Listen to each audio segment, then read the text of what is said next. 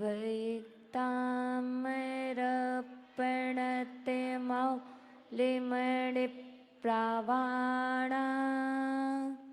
मुद्योतकं दलितिपा पितामोवितानं सम्यक् पिणं मे जिनिपा दियुगं युगादा वालम्बनं भवजले पतितां जनानां नित्योदयं दलितमोहिमान्धिकारं गम्यं नरावतिनः शिनवारिदाना विव्राजति तव मुखा जिमनल्पिकान्ति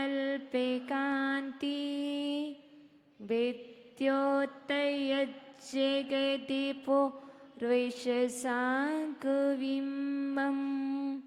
बोलिए अनंतानंत सिद्ध परमेष्ठी भगवान की। बोलिए देवादिदेवी कर प्रथम तीर्थंकर आदि ब्रह्मा आदिनाथ भगवान की। देवादिदेवी कर मूल नायक श्री सुमतिनाथ भगवान की। प्रातः स्मरणीय सारस्वत कवि नये चक्रवर्ती मम शिक्षा दीक्षा दाता आचार्य शिक्षण विभव सगर जी गुरुदेव की। परम पूजनीय आचार्य श्री मानतंग स्वामी की। आरिका रत्न श्री 105 अरम श्री माता जी की। आरिका संघ की।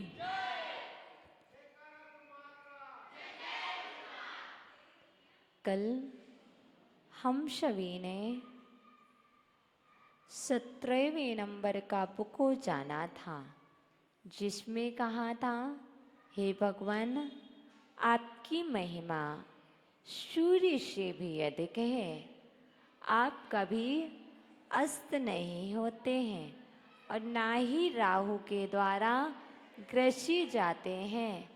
आप तीनों लोकों के प्रकाशक हैं और मेघों के द्वारा आपका प्रभाव रोका नहीं जाता, इसलिए आप अद्भुत ज्ञानवान हो। अर्थात बादलों के द्वारा ढके नहीं जाते। बराबर।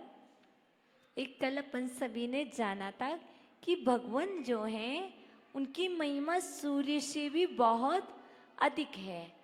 आज आचार्य भगवान कहते हैं अद्भुत है आपका मुख चंद्र। अद्भुत है आपका मुख चंद्र। अर्थात भगवान के लिए क्या तुलना दो। चंद्रमा को देखना सबको अच्छा लगता है। जब पूर्णिमा का चंद्रमा पूर्ण कलाओं से युक्त होता है, शरद पूर्णिमा का, तो क्या करते सब देखना चाहते हैं, क्योंकि चांद को देखने से शीतलता मिलती है। मूल में चांद चंद्र विमान क्या है, गर्म है और देखने में शीतलता प्रदान करते हैं। इसलिए चंद्रमा को देखना सबको अच्छा लगता है। और भगवान आपका जो मुख चंद्र है वह अद्भुत है, इसको चंद्रमा की भी तुलना नहीं दे सकते हैं।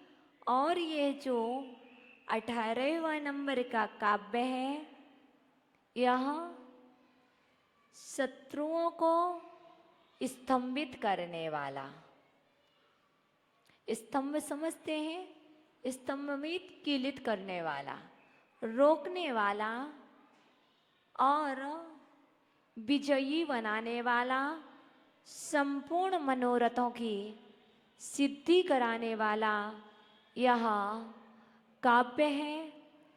इस काव्य में जो देवी है वह वज्रा, वज्रा जैसे वज्र लिखते हैं ना, वज्र में आ की मात्रा करना वज्रा, जहाँ में आ की मात्रा करते हैं ना, वज्रा नाम की इस काव्य में देवी है। देखो एक छोटा सा बालक, एक छोटा सा बालक, आप शास्त्र में राखी रखते हैं हिंगोली वाले, शास्त्र में राखी रख दें तो क्या है, वज्रा नाम की 18वें काव्य में देवी है। मैंने सुना है जब तक पूज्य पिताश्री की छाया रहती है तब तक कोई कोई बच्चे कुछ भी सीखते नहीं हैं।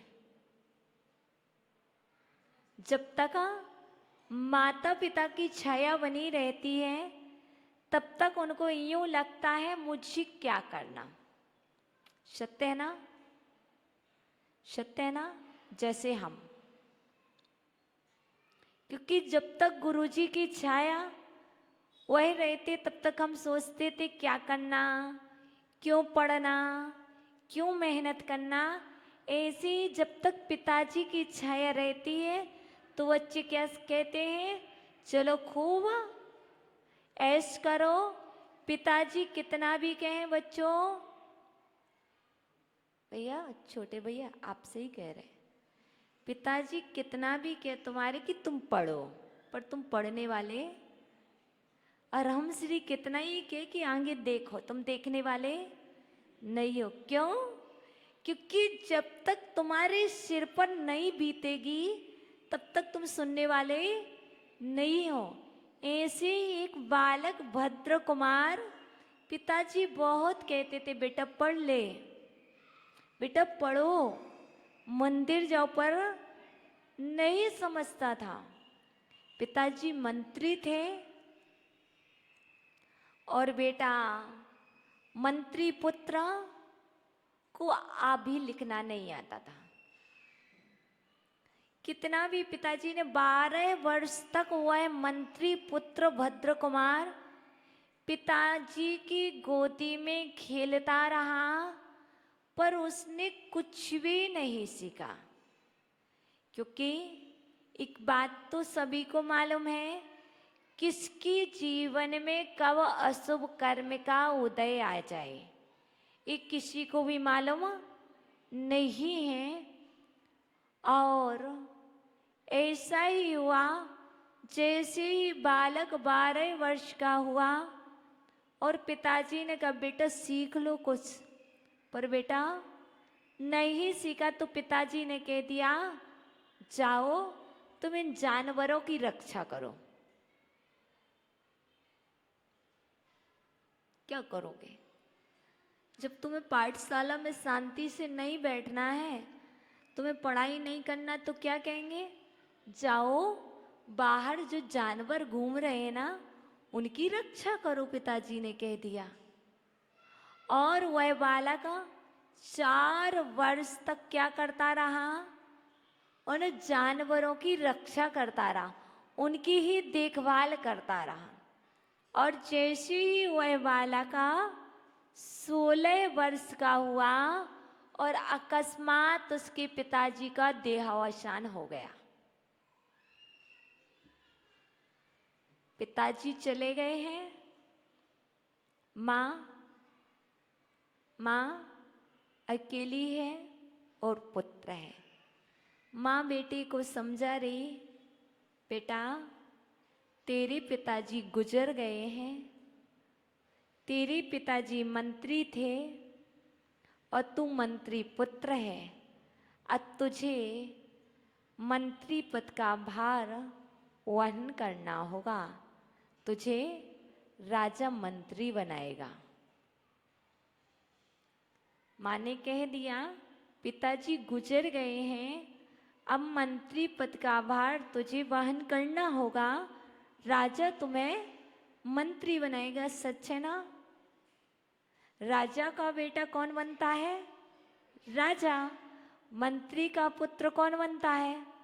बराबर मंत्री। और व्यापारी का भी बेटा व्यापारी बनता है, बराबर। और यदि पिताजी टीचिंग लाइन में थे तो और बीच में चले गए तो क्या बनेगा बेटा? टीचर बनेगा। सत्य है ना? पर कब बेटा अंगूठा छापो और टीचर बन जाओ, ऐसा होगा क्या? नहीं होगा ना। तो ये ऐसे ही मंत्री तो गुजर गए, पर जो मंत्री पुत्र था वह कैसा था? अंगूठा छाप था, उसे कुछ भी नहीं आता था। और माँ ने क्या कह रखा था? बेटा, राजा तुम्हें मंत्री बनाएगा।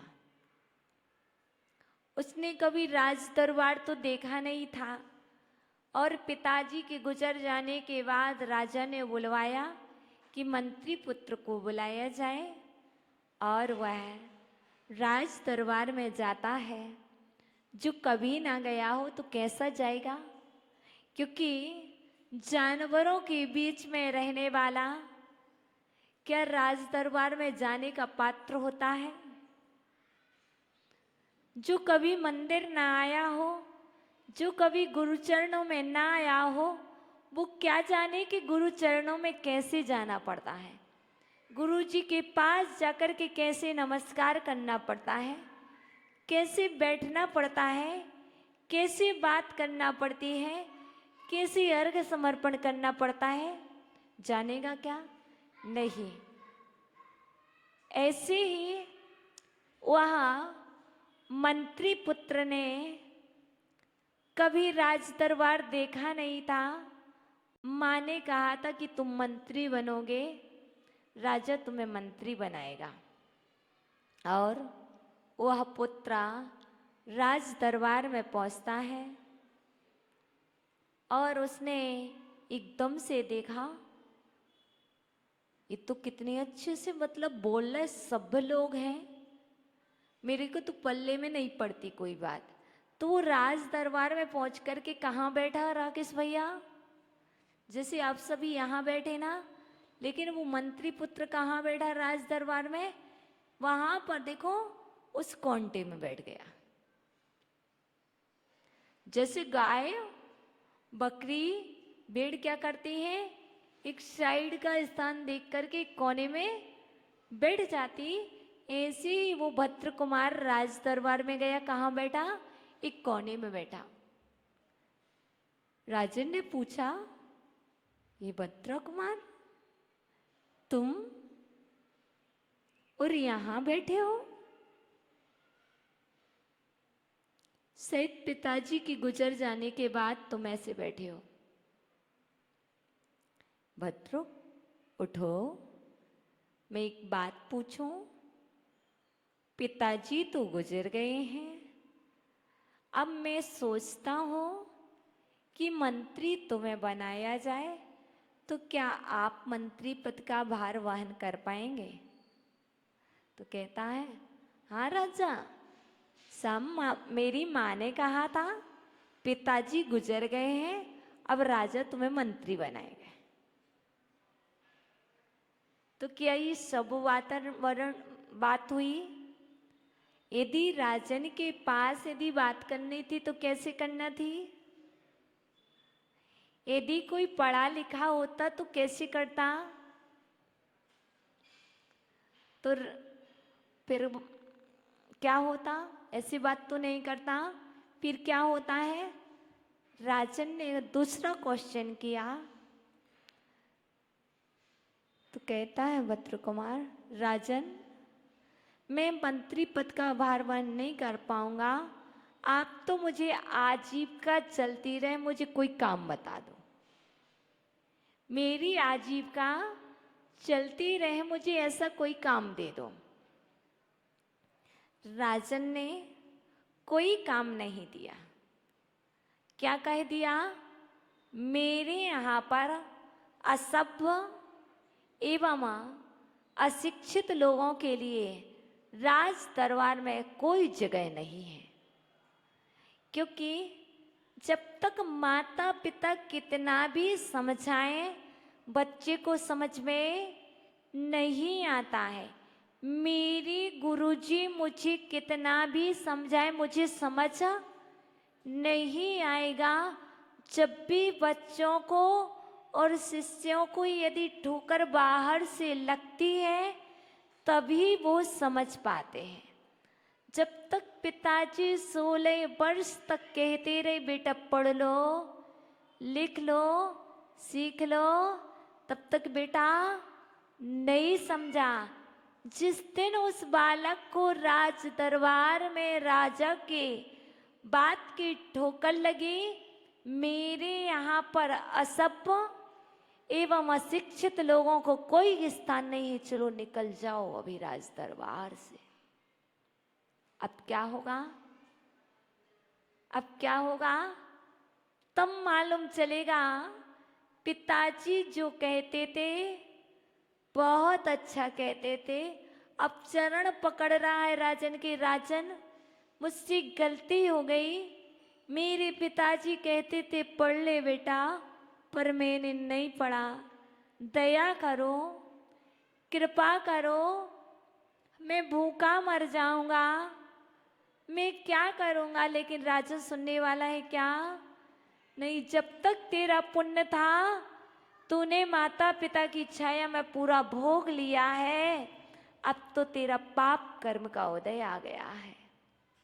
और उस भद्र कुमार को बाहर निकलना पड़ा। ये स्टोरी हम इसलिए सुना रहे हैं कि ये बच्चे भी इस स्टोरी से शिक्षा ले लें। कहीं आप और हमारे जीवन में तो ऐसा नहीं हो रहा, और ऐसा होगा तो नहीं। इसलिए जब भद्र कुमार को राज दरबार से निकल गया तो वह रास्ते रास्ते जा रहा था। काश मैंने पिताजी की बात मानी होती, काश मैंने पढ़ाई कर ली होती, काश मैंने कुछ सीख लिया होता तो आज मैं मंत्री होता। अब माइंड में एक ही चीज चल रही, मैं मंत्री पद को लेकर के रहूंगा, मैं पिताजी के पद को लेकर के रहूंगा। इसके लिए मुझे कुछ भी क्यों ना करना पड़े, मैं कर लूं। पिताजी थे तब तक तो नहीं किया, पिताजी चले गए। अब महसूस हो रहा है कि पिताजी का पद क्या था, पिताजी क्या थे। जब तक पिताजी होते हैं तब तक पिताजी अच्छे नहीं लगते। जब पिताजी चले जाते हैं पिताजी की बात अच्छी नहीं लगती। जब पिताजी चले जाते हैं तब पिताजी की एक एक बात याद आती है। पूछो उनसे जिनके पिता ना हो, पूछो उनसे जिनकी माँ ना हो, पूछो उनसे जिनके दादा दादी ना हो, जिनने अपने किसी को खोया हो। उनसे पूछो तुमने कितनी बात मानी थी। यदि आप उनकी बात मानते तो आज आप एहसास करते कि वो मेरे साथ हैं। आपने उनकी बात नहीं मानी तो आपके साथ भी वो नहीं हुआ करेंगे। इसलिए वह नन्हा सा बालक रास्ते में चल रहा है, ठोकरें खा रहा है और मन में एक ही चीज चल रही है, अब तो मुझे कुछ करना है और पिताजी के पद को मुझे प्राप्त करना है। इसके लिए मैं सब कुछ करने को तैयार हूँ। और वह बालक चलता जाता है। चलते चलते एक नग्न दिगंबर जंगल में एक मुनिराज दिखते हैं। कहीं आश्रय नहीं मिलता है, कहीं सहारा नहीं मिलता है। जब जगह जगह की ठोकर खा लेते हैं, जब जगह जगह की ठोकर खा लेते हैं, फिर झुकना सीख जाते हैं। जब तक ठोकर नहीं लगती है तब तक बांस की तरह अकड़े हुआ करते हैं, और जब ठोकर लगती है तभी जीवन में झुकना आता है, तभी जीवन में कुछ प्राप्त करने की उत्कंठा कंठ में उत्पन्न होती है। और वह बालक ठोकर खाने के बाद चलता जाता है। मुनिराज दिखते हैं, सबसे मांगा पर किसी ने सहारा नहीं दिया। अब वह मुनिराज के चरणों में जाता है और कहता है हाथ जोड़ करके, हे महावीर सम। लिखने वालों ने शब्द लिखे हैं, लिखने वालों ने शब्द लिखे हैं, क्योंकि वह तो बोल भी नहीं पाएगा, क्योंकि बिल्कुल मूर्खतावत्र।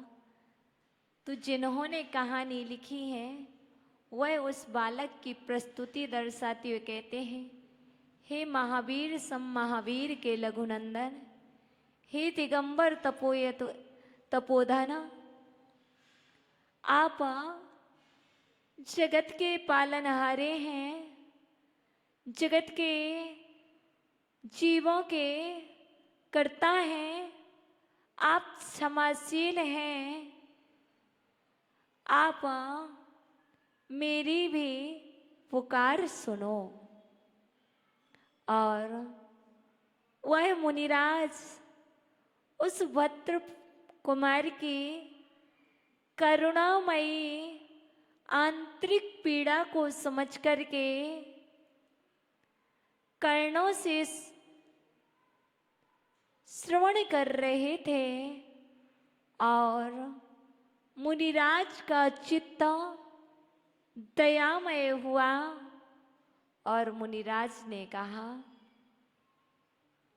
हे भद्र,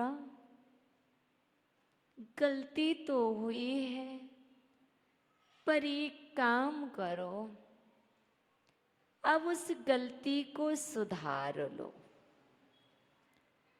गलती तो ही है, अब उस गलती को सुधार लो।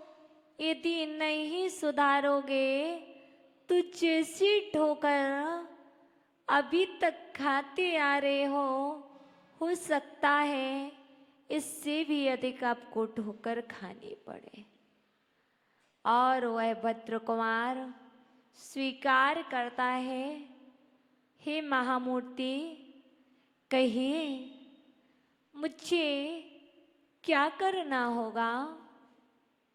मुझे पूज्य पिताजी का मंत्री पद चाहिए है, मुझे आजीविका का साधन चाहिए है, आप मुझे कोई उपाय बताएं।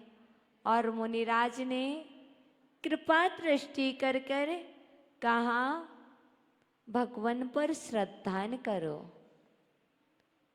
गुरु पर श्रद्धान करो और गुरु के वचनों पर श्रद्धान करो।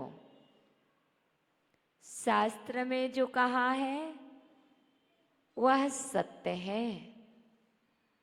और मुनिराज ने दयामयी दृष्टि रख करके उस भद्र कुमार के लिए भक्तामर स्तोत्र का 18वें नंबर का काव्य पढ़ाया। मात्र पढ़ाया ही नहीं, उच्चारण के साथ साथ उसे याद करना भी सिखाया, याद भी करा दिया रिद्धि और मंत्र। और कहा, तुम इस काव्य की आराधना करो। इस काव्य की आराधना करने से सभी प्रकार की मनोवांछित सिद्धियां होती हैं। तुम्हारी जो भी इच्छा है वह पूर्ण होगी। और उस भद्र ने कभी किसी की नहीं सुनी थी, ना तो कभी गुरुओं की सुनी थी, ना कभी पिता की बात को माना था, ना तो कभी मंदिर गया था, ना कभी जिनवाणी को देखा था। और उस भद्र ने जब उसका पुण्य का योग आ गया था तो गुरु मिले और गुरु ने जो शिक्षा दी उसे पालन किया और पालन करके उसके जीवन में ऐसा चमत्कार हुआ कि वह असभ्य से सभ्य हो गया, वह ज्ञानवान हो गया। और इस काव्य के प्रभाव से वज्रा नाम की देवी आई और वज्रा देवी ने कहा, जाओ भद्र, राज दरबार में तुम मंत्री पद के योग्य हो गए हो। और जैसे ही वह भद्र कुमार राज दरबार में जाता है तो कैसे जाना होता है, कैसे राजन को नमस्कार करना होता है, कैसे राजन का सम्मान करना होता है, कैसे बोलना होता है, कैसे सबसे बात करना पड़ती है, वह सब कुछ भक्तम्बर स्तोत्र के 18वें नंबर काव्य से उसके जीवन में परिवर्तन हुआ और वह अपने पूज्य पिताजी के मंत्री पद को भी प्राप्त कर चुका था। इसलिए आप मात्र श्रद्धान रखें और पाठ करें, क्योंकि भक्तम्बर स्तोत्र के प्रत्येक काव्य में, प्रत्येक मंत्र में और प्रत्येक रिद्धियों में अर्थात शब्द शब्द में वह है जो आपको दिखता नहीं है पर होता है। जैसे गेहूं में आटा होता है पर दिखता नहीं है, तिल में तेल होता है पर दिखता नहीं है, गन्ने में मिठास तो होती है पर दिखाई नहीं देती। उसी तरह भक्तम्बर स्तोत्र में वह सब कुछ है जो आपको दिखाई नहीं देता। अनुभव करने वाले इसका अनुभव करते हैं और अपने जीवन को सफल बनाते हैं। यदि तुम भी अपने जीवन को सफल बनाना चाहते हो तो आप भी भक्तम्बर स्तोत्र का पाठ करके, उच्चारण करके वह शांति प्राप्त करो जो कहीं ना पाई हो, वह विशुद्धि प्राप्त करो जो कभी ना प्राप्त हुई हो, और वह ज्ञान प्राप्त करो जो ज्ञान कभी कहीं ना प्राप्त हुआ हो। आप मात्रा आराधना करने से, पाठ करने से इतने ज्ञानवान बन सकते हैं कि रीडिंग करने की भी आवश्यकता नहीं रहेगी, क्योंकि मात्र श्रद्धा के साथ किया गया पाठ बहुत कुछ दे सकता है। तो यदि आपको नहीं मिल रहा है तो यही समझ के चलिए कहीं बहुत बड़ी भूल या कमी हो रही है। जब उस भूल या कमी को दूर किया जाएगा तो अवश्य आपको प्राप्त होगा। क्योंकि मैंने आज एक ऑडियो सुनी थी, एक ऑडियो की क्लिप सुनी थी डॉक्टर अनीश जी की। वह एक हार्ट पेशेंट के लिए ऑपरेशन थिएटर में जा रहे थे। तब अनीश जी के पास फोन गया, भैया मुझे एक बार भक्तम्बर स्तोत्र सुना दो, मेरा हार्ट का ऑपरेशन होने वाला है। तो अनीश जी ने एक ही बात कही थी। उनका नाम था विनोद जैन दमोह के, जो अवंती हॉस्पिटल नागपुर में कल उनका ऑपरेशन हो रहा था। उसके ऑपरेशन थिएटर में पहुंचने के पहले वो बात कर रहे थे अनीश जी से। तो अनीश जी ने उनको एक ही बात बोली थी, तुम अपने आप के लिए भगवान के चरणों में समर्पित कर दो। मैं कुछ नहीं हूँ, मैंने अपने आप को भगवान के चरणों में समर्पित कर दिया है। तभी तक मुझे ये मालूम था कि मैं ठीक नहीं होऊंगा जब तक मुझे बीमारी मालूम नहीं थी। अब तो तुम्हें मालूम चल गई है मेरी बीमारी क्या है, अब आप अवश्य ठीक हो जाओगे। और उन्होंने कहा मात्र तुम श्रद्धान रखो और अपने हृदय पर, कहा अपने हृदय पर भक्तम्बर स्तोत्र को लिख लो। कहा कि मैं भक्तम्बर स्तोत्र बोल रहा हूँ और तुम अपने हृदय पर भक्तम्बर स्तोत्र लिख लो और गारंटी से यदि भक्त ने भगवान के चरणों में अपने आप को समर्पित कर दिया है तो उस भक्त का कुछ भी नहीं हो सकता है। और अनीश जी ने कहा था जब आप ठीक हो जाओ तो मुझसे बात अवश्य करना।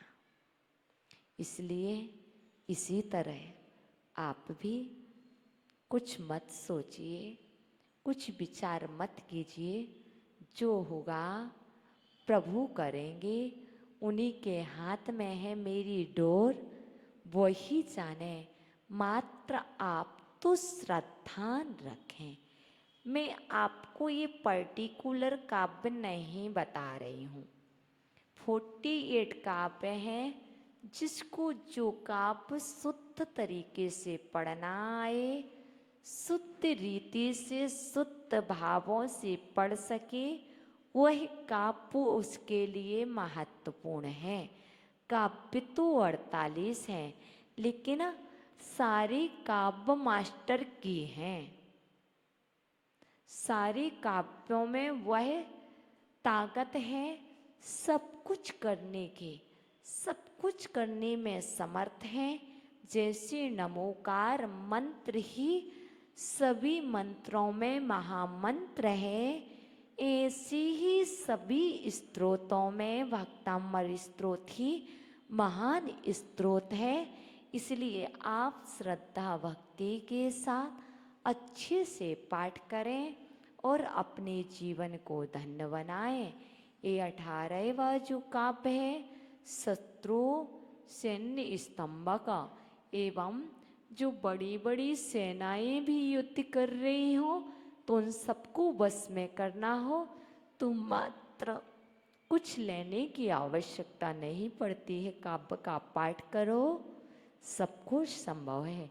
मेरे पूज्य गुरुवर ने बताया था जैसे बच्चों अपन कहीं नए स्थान पर गए, कोई नए स्थान पर रुकना है तो अपन को क्या करना कि मेरे यहाँ पर कोई प्रवेश ना कर जाए।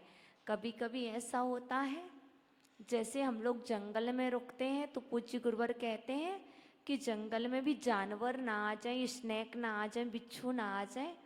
तो वहाँ पर गुरुदेव कहते थे कुछ नहीं हो, आप क्या करना, अपनी अंगुली से वहाँ पर रेत पड़ी होती है ना, मंत्र बोलना और रेत से ही ऐसे आउटलाइन बना देना।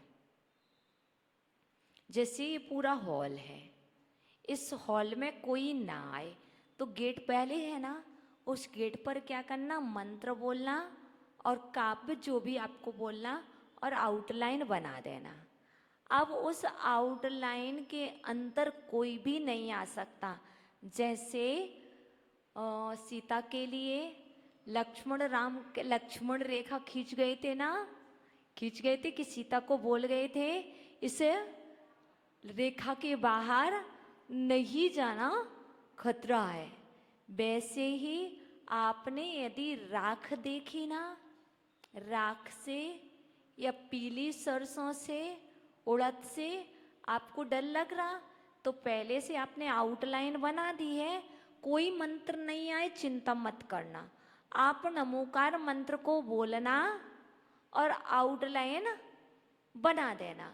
अब रात में सो तो आपको किसी भी प्रकार का डर नहीं लगेगा, किसी भी प्रकार के स्वप्न आएंगे वह भी नहीं आएंगे। स्वप्न में डरने वाले स्वप्न में डरेंगे भी नहीं। मात्र श्रद्धा पहले रखना और उसके बाद आप आउटलाइन बना देना। उड़द ना हो, सरसों ना हो, चिंता मत करना। राख होगी ना, राख से बना देना। राख नहीं होगी तो सबके घर में आटा होता है, होता ना, आटे से बना देना। हल्दी होती, बस डरने की आवश्यकता नहीं है, इतना सब प्रैक्टिकल है, आप कर लेना और फिर आराम से कोई भी नहीं आ सकता। जो आप कहते चोर आ जाएगा, चोर भी उस लाइन को पार नहीं कर सकता। इसलिए एक कौन जो श्रद्धावान करेगा उसका फल अवश्य प्राप्त होगा। तो हमारे गुरुदेव ने हमारे लिए एक ही रक्षा कवच दिया है, बेटा दुनिया में तुम कहीं भी चले जाओ, कभी भी चले जाओ, चाहे रात्रि के 12 बजे हो, कभी कुछ होने वाला नहीं है। और आज भी कभी डरते नहीं हैं, क्योंकि जो डरता है उस पर सब हावी होते हैं। तो डरने वाला नहीं, अपन को डराने वाला होना चाहिए कि अपन डरे ना, दूसरों को डरा दें। इसलिए ये भक्तांबर स्तोत्र का रक्षा कवच क्या है? ये रक्षा कवच है। आप भक्तांबर स्तोत्र से अपनी रक्षा कवच तैयार किए, अपनी परिवार की रक्षा, अपने स्वयं की रक्षा, धर्म की रक्षा, गुरु की रक्षा। यदि आप अच्छे से पढ़ेंगे तब आप रक्षा कर पाएंगे। तो चलिए हम रक्षा कवच के लिए एक 18वां नंबर काबा तैयार करें।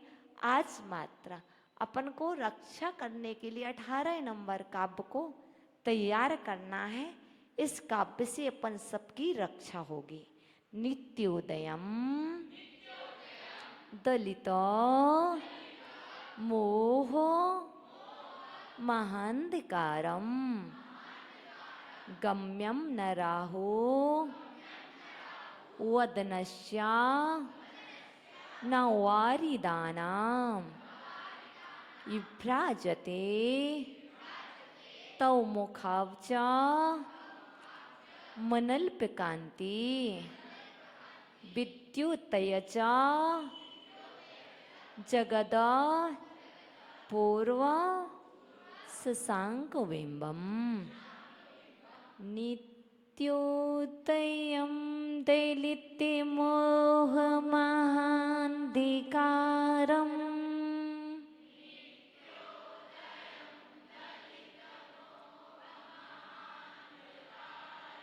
नित्योदयं दैलित्यमोहमहान्धिकारम्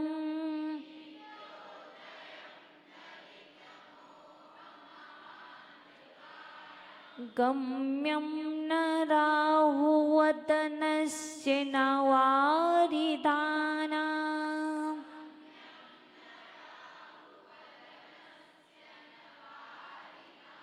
गम्यं न राहुवदनस्य न वारिदानाम्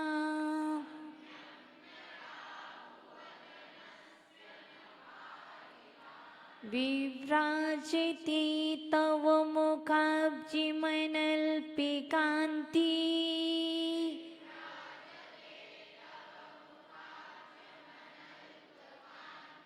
विद्योतयज्जगति पूर्विशशाङ्कि बिम्बम्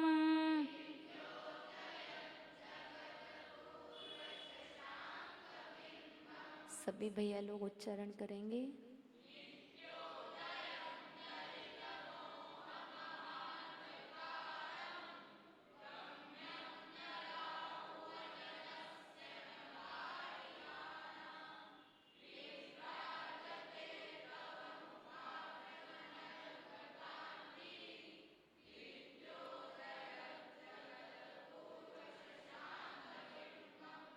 सभी बहनें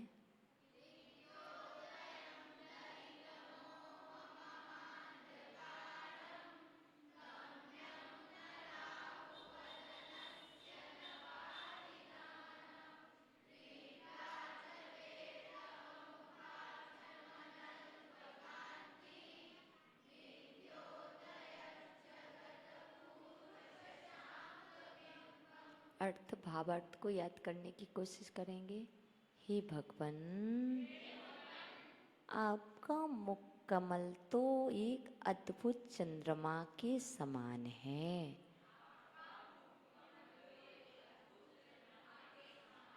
हे भगवान, आपका मुखमंडल तो एक अद्भुत चंद्रमा के समान है।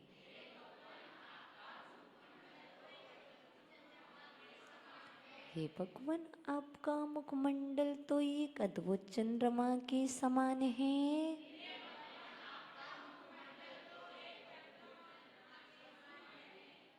हे भगवान, आपका मुखमंडल तो एक अद्भुत चंद्रमा के समान है।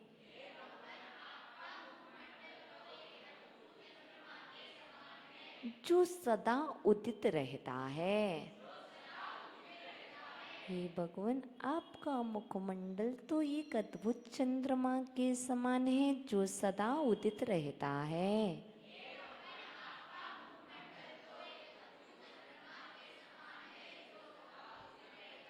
हे भगवान, आपका मुखमंडल तो एक अद्भुत चंद्रमा के समान है जो सदा उदित रहता है।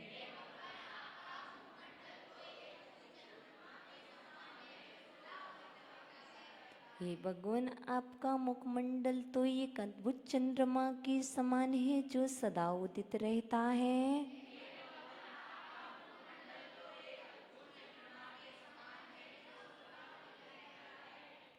और मोह अंधकार का नाशक है। और मोह रूपी अंधकार का नाशक है। राहु के द्वारा ग्रसे जाने के अयोग्य है। मोह रूपी अंधकार का नाशक है। राहु के द्वारा ग्रसे जाने के अयोग्य है। मोह रूपी अंधकार का नाशक है। राहु के द्वारा ग्रसे जाने के अयोग्य है।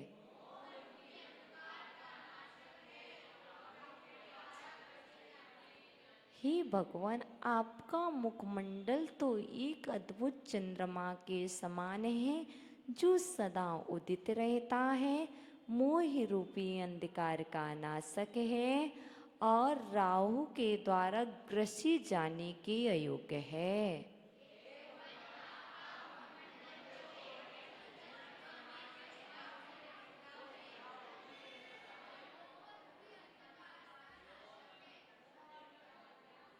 देखो बच्चों, आराम से भैया भैया बोलेंगे एक बार, फिर बहने आप एक साथ नहीं बोलो बच्चों।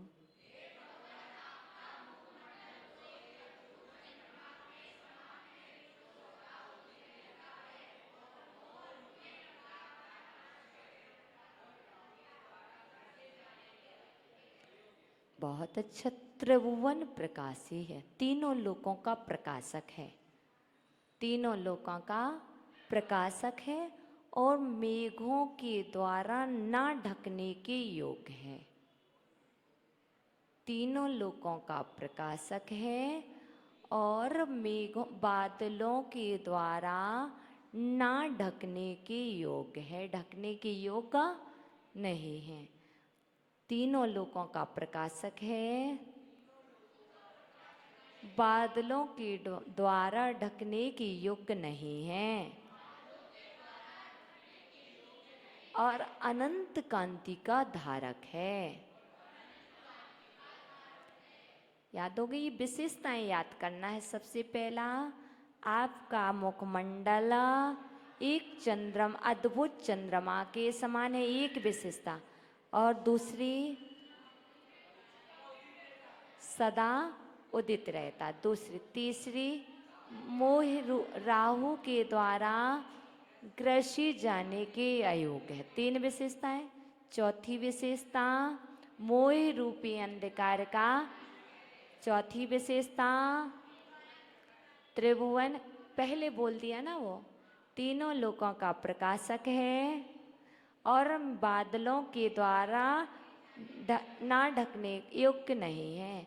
बादलों के द्वारा ढकने के योग्य नहीं है और अनंत कांति का। कितनी विशेषताएं हुई? 7 हुई ना? 7 हुई ना? बताओ तो एक साथ। हे भगवान, हे भगवान, आपका मुखमंडल तो एक अद्भुत चंद्रमा के समान है जो सदा उदित रहता है। मोह रूपी अंधकार का नाशक है, राहु के द्वारा ग्रसे जाने के योग्य है और मोह रूपी अंधकार तीनों लोकों का प्रकाशक है, बादलों के द्वारा ढकने के योग्य नहीं है और अनंत शक्ति का धारक है, अनंत कांति का धारक है। हुई ना? कितनी हुई? 7 हुई ना? कौन बताएगा ये 7 विशेषताएं? हे पहले हम बतलाते हैं, फिर आप बताना। हे भगवान, आप ऐसे करना, पहले भगवान का मुखमंडल देखो। आप पुस्तक देखोगे तो आपको नहीं आएगा। पहले भगवान का मुखमंडल देखो और आप बताओ कैसे कैसे हैं भगवान। आप क्योंकि भगवान को बोल रहे हैं, हे भगवान, हे सुमतिनाथ भगवान, आपका मुखमंडल तो एक अद्भुत चंद्रमा के समान है। दूसरी विशेषता, जो सदा उदित रहता है। तीसरी विशेषता, मोह रूपी अंधकार का नाशक है। चौथी विशेषता, राहु के द्वारा ग्रसी जाने की अयोग्य है। पांचवी विशेषता, तीनों लोकों का प्रकाशक है। छठवीं विशेषता, बादलों के द्वारा ढकने के योग्य नहीं है। और सातवीं विशेषता, अनंत कांति का धारक है। बराबर? पूछें? हो जाओ भैया प्रासों को। तुम ही दिखते हो एक जो जल्दी बता दो। वंदना माता जी। हे भगवान, आपका मुखमंडल तो एक अद्भुत चंद्रमा के समान अद्भुत चंद्रमा के समान है, जो सदा उदित रहता है। मोह रूपी अंधकार का नाशक है। राहु के द्वारा ग्रसे जाने के योग्य नहीं है। तीनों लोकों का प्रकाशक है। बादलों के द्वारा ढके जाने के योग्य नहीं है और अनंत कांति का धारक है। बहुत अच्छा। इस पर से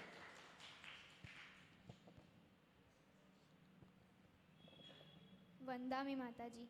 हे भगवान, आपका मुखमंडल तो एक अद्भुत चंद्रमा के समान है, जो सदा उदित रहता है और मोह रूपी अंधकार का नाशक है और राहु के द्वारा ग्रसे जाने के अयोग्य है।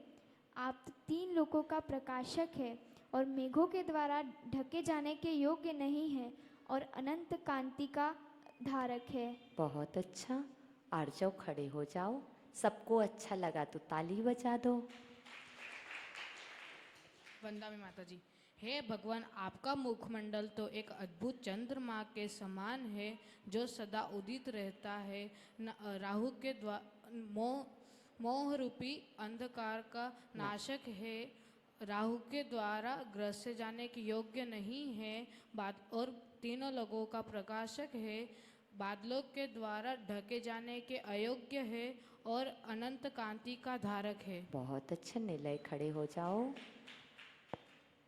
वंदामी माता जी।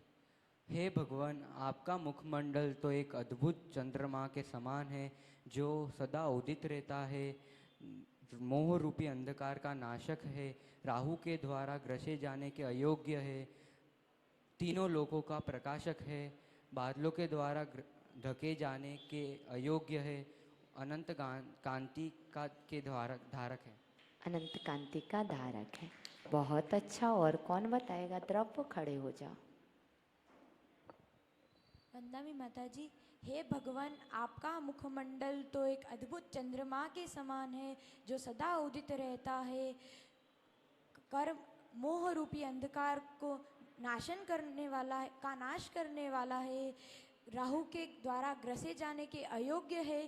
तीनों लोकों का प्रकाशक है और बादलों के द्वारा ढके जाने के अयोग्य है और अनंत कांति का धारक है। बहुत अच्छा। और माताओं में कौन बताएगा? कोई बता पाएगा? विनय भैया की। हाँ भाभी, बताइए। आपका नाम नहीं बता, अब बताइए। यदि क्लास में 10 माइक लेकर के ही सुनाएंगे, क्योंकि तब तो सभी को सुनाई देगा। हे भगवान, आपका मुखमंडल तो अद्भुत चंद्रमा के समान है, जो कि उदित होता है, सदैव उदित रहता है। और हे भगवान, आपका मुखमंडल देखकर तो राहु भी ग्रसित नहीं कर सकता है। और हे भगवान, आपके मुखमंडल को देखकर तो मोहरूपी अंधकार का भी नाश हो जाता है। हे भगवान, आपके मुखमंडल को देखकर तो सारा त्रिलोक पूरे 3 लोक में प्रकाशमान हो जाता है। हे भगवान आपका मुखमंडल देखकर तो बादल भी उसमें बादल के पीछे भी नहीं छिप सकता है। हे भगवान आपका मुखमंडल तो तीनों लोकों में ऐसा प्रकाशमान है और सदैव प्रकाशित रहने वाला है। बहुत अच्छा। और कोई? सुधा मोरिया। क्योंकि ये 10 मिनट सुनने के लिए देंगे सबसे। वंदाई माता जी। हे भगवान आपका मुखमंडल, हे भगवान आपका मुखमंडल तो अद्भुत है, चंद्रमा की तरफ अद्भुत है न है, और आप मोहंधकार नाशक का बहुत अच्छा अभ्यास, अच्छा है। मोहंधकार का नाश उदय करने वाले हैं और न राहु से ग्रसित होने के अयोग्य हैं, और आप सदैव प्रकाश तीनों लोकों के प्रकाशक हैं, न बादल से ढकने योग्य हैं, और आप एक क्रांति के स्पर्शी के बाजू में छोटी गुड़िया बोलेगी। चल खड़ी हो जा, आ जाओ, तुम तो सामने आ जाओ, आपसे ही सुनना मेरे को तो। बोलो, सबके सामने चेहरा कर लो, बोलो।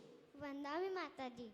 नित्योदयं दलितमोहमान्धकारं गम्यं न राहुवदनस्य न वारिधानं विभ्राजते तव मुखाब्जमनल्पकान्ति नित्योदय जगत्पूर्वशशाङ्कबिम्बम्।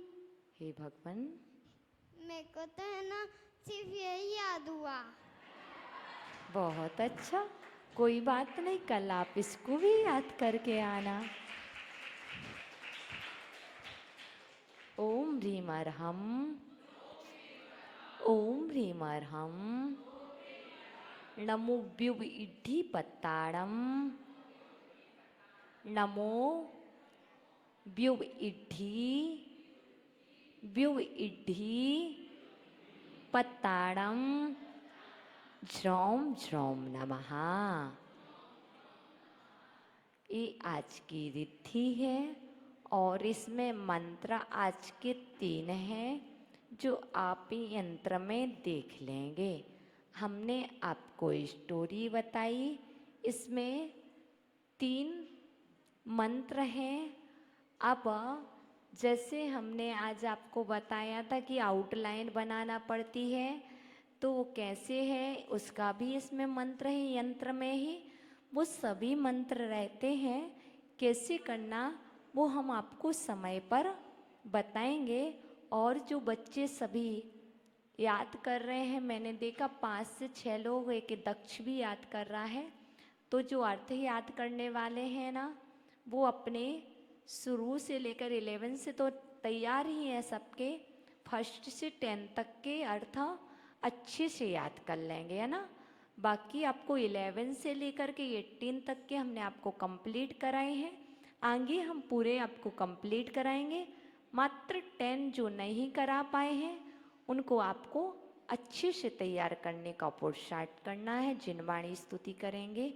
बोधि समाधि परिणाम शुद्धि स्वात्मोपलब्धि शिव सौख सिद्धि चिंतामणिं चिंतित वस्तुदाने त्वां वंदमानस्तममास्तु देवे। 9 बार नमोकार मंत्र।